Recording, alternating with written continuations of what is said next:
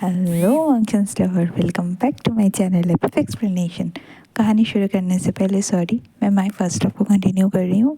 तो हाँ, मुझे पता है कितने अरसे पहले मैंने जो शुरू किया था वो शायद आप लोगों को नहीं पता होगा, पर ख़त्म तो करना पड़ेगा ना। और मैं क्यों कहानी नहीं डाल पा रही थी ये मैं एकदम अंत में बताऊँगी, तो प्लीज़ कहानी सुन लेना। सारा बात होने के बाद ना शाहजहान रोने लगा। वो ना एकदम बहुत ज़ोर ज़ोर से रो रहा था। तो वांगी पर उसके पास आया, उसके पास बैठा और कहा, क्या हुआ तुम्हें क्या कोई तकलीफ़ हो रहा है? तुम रो क्यों रहे हो? शाहजहान ने उसकी तरफ देख के बोला, मैं ठीक हूँ। वांगी ने बस अपना सर हिलाया और काउच पे जाके बैठ गया। शाहजहान उठा और बोला, मुझे पता है आप सब ने गलती किया है। मेरा हाफ ऑफ लाइफ अकेले बीता है, पर आप सब भी खुश नहीं थे। आप सब मुझे ढूंढ रहे थे। मैंने आप सबको माफ़ कर दिया है, क्योंकि मुझे पता है मैं एक मिस्टेक से हुआ हूँ, पर आप सब मुझे बहुत प्यार करते हैं। मैंने आप सभी को 2 हफ्ते पहले ही माफ़ कर दिया था। It's okay mom, it's okay papa, it's okay Carmen mom, it's okay dad. सब लोगों ने ना एक रिलीफ का सांस छोड़ा, पर क्रिस्टल ना एकदम बड़ा बड़ा आँख करके देखने लगा, क्योंकि शाहजहान वांग इज़ो की तरफ देख के पापा डैड बोला था। और वो ना उठ के एकदम शाहजहान का गले लगा के बोलते, तुमने आज मेरा लाइफ एकदम कंप्लीट कर दिया है। तुमने फाइनली मुझे पापा बोला है। Thank you so much, thank you. मैं तुमसे बहुत प्यार करता हूँ, बहुत प्यार करता हूँ।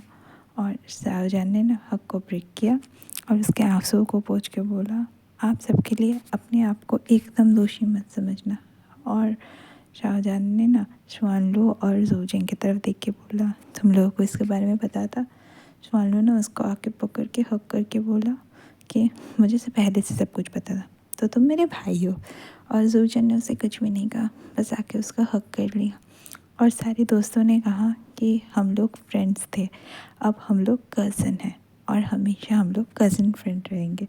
शाहजहान ने बस अपना सर हिलाया और वांग जी जुआन शाहजहान के पास जाके बोला, आई एम सॉरी सब कुछ के लिए। मैं बस अपने मम्मा को हैप्पी करना चाहता था, पर अंत में मुझे पता चला कि वो मेरी मम्मा ही नहीं है। मैंने बस उनका इंस्ट्रक्शन फॉलो किया। मुझे बस एक फैमिली चाहिए था। मुझे लगा कि वो शायद मुझे वो फैमिली दे सकता है, इसीलिए मैंने ये सब किया। आई am sorry Shah Jahan, I am sorry. Shah Jahan ने उसकी तरफ प्यार से देख के बोला, इट्स ओके। मुझे पता है तुम अपनी जगह पे सही हो। तुमने कुछ भी खुद से नहीं किया है, उसने तुम्हें सब कुछ करने पे मजबूर किया है।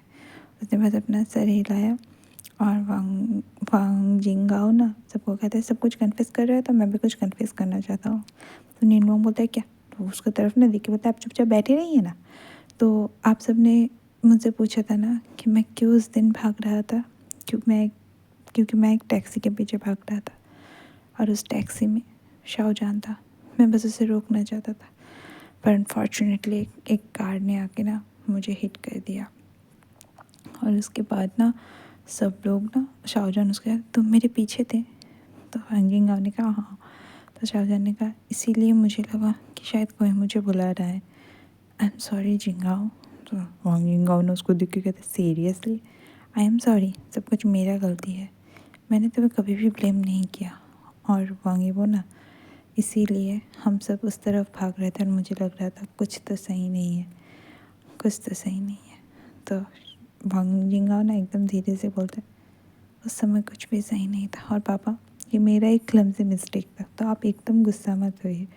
और नीलवांग को तो थोड़ा सा गुस्सा हो रहा था और वो दुखी भी था, पर वो क्या कर सकता था? उसके बेटे ने कहा था कि ये उसका गलती है, तो वो बस धीरे से अपना सर हिलाया। और वांगी ने कहा कि उस फाइल में क्या था जिसके लिए मेरा और शाहजहान का पहले बार शादी हुआ था? आपने उसके बारे में मुझे कुछ भी नहीं बताया। तो क्रिस्टल बोलती है कि वो मेरे पापा का फाइल था, जिसमें उनका लास्ट विश था। वो मुझे और कैरमन को हमेशा एक साथ लाना चाहते थे। उन्हें हमेशा से मेरे और कैरमन के बीच में एक स्पेशल बॉन्ड दिखता था।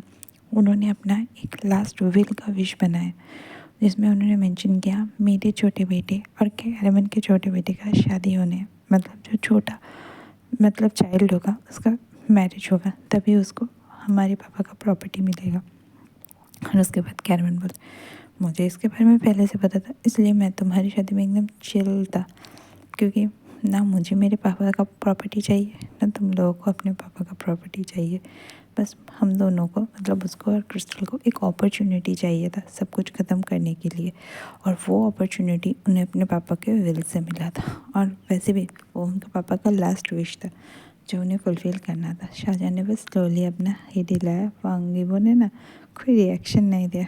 कुछ देर बाद बोलना शुरू किया, तो अब सब कुछ सेटल हो चुका है। कैरावन कहता है हाँ आई गेस। तो कहता है तो आप सब चले जाइए, शाहजहाँ को रेस्ट की ज़रूरत है और कुछ खाने का भी। तो कैरावन उसकी तरफ ना देख रहा था घूर घूर के, और आँख बड़ा बड़ा करके ना शाहजहाँ भी देख रहा था। तो क्रिस्टल ने कहा, तो अचानक से शिवानू ने कहा मुझे कुछ कहना है। तो क्रिस्टल ने कहा क्या? तो वो कहता है कि मैं ना प्रेग्नेंट हूँ, और सब उसे डांटने लगा कि वो क्यों नहीं बोला, वो 2 महीने से प्रेग्नेंट है। पर उसने नहीं बोला था क्योंकि सब लोग एकदम ना टेंस्ड में थे, मेस में थे। फिर ना खुआना को बोलता है कि बच्चा कहाँ है, बच्चा कहाँ है? तो उसका मम्मा मतलब है ना क्या, मतलब शिवानू के बेली की तरफ, फिर शाहजहाँ के बेली की तरफ, फिर खुद के बेली की तरफ पॉइंट करके कहता है यहाँ। और सब लोग ना हाँ हाँ कर रहे थे। पर अचानक से कैरवन बोलता है क्या कहा तुमने, और तुमने इस बारे में हमें पहले क्यों नहीं बताया? तो एनावोंग बोलता है एकदम सही बात है मम्मा, मैंने आप लोगों को नहीं बताया क्योंकि सब कुछ मिस में था। सब लोगों ने उनको थोड़ा डांटा, सबको उन्होंने सॉरी बोला और कहा कि अपने मदर इन लॉ को और मम्मा को ना सब बोल देना। और उसके बाद ना एकदम मतलब रोचेंग के जो फियांसे हैं वो उसे कहता है कि वो लोग प्रेग्नेंट है। तो जोजंग कहता है हाँ तो कहता है जोई, और जोजंग कहता है तो वो कहता है हाँ हम लोग एंगेज्ड है। तो बोला तो अचानक से ना चेन जो सुआन कहता है कि तुमने मुझे अपने गर्लफ्रेंड के लिए प्रपोज किया था, उसके बाद क्या? और इसी बीच शाओजान ना वांगयीबो से रास्पबेरी लेके खा रहा था क्योंकि उसके सामने ना एक बहुत अच्छा फिल्म चल रहा था, और चारों तीनों एकदम झगड़ा कर रहे थे, और शो तो कुछ भी नहीं कह रहा था, एकदम देख भी नहीं रहा था। तो अचानक से ना शाहजहां कहता है जाओ जोई तुम किसी और से शादी कर लो, शुआन तुम किसी और से शादी कर लो, और हाँ शू तुम भी किसी और से शादी कर लो। तो सब लोग ना एकदम कहते हैं क्यों? तो शाहजहां कहते हैं क्योंकि तुम्हारे जो पार्टनर्स हैं उन लोगों तो तुमसे शादी करने का कोई इरादा ही नहीं है। और फिर से 3 लोगों में झगड़ा शुरू हो गया, और अचानक से ना जोशन कहते हैं नहीं नहीं हम लोग शादी करेंगे, हम लोग शादी करेंगे। और वो सब ना 2 दिन बाद ही शादी करने वाले थे। और उसके बीच में वांग जिशान ने सबको शादी का इनविटेशन दिया जो स्पेन में उसका शादी होने वाला था, और वो वहाँ से चला गया। और दूसरी तरफ सब शादी करेंगे ये सोच के ना शाहजहां की तरफ घूर घूर के देख रहे थे। तो वांग यीबो ने कहा क्या तुम्हें लगता है कि शाहजहां सबसे ज़्यादा गलती करता है, प्रॉब्लम क्रिएट करता है? तो कहते हैं नहीं शाहजहां क्रिएट नहीं करता, हम बस शादी करना चाहते हैं। और ये सब होने के बाद ना शाहजहां सब कहते हैं हो गया ना सब, अब चले जाओ। उसके बाद ना मुझे जान कहता है ऐसा नहीं, मैंने तुम्हारे लिए केक लाया है।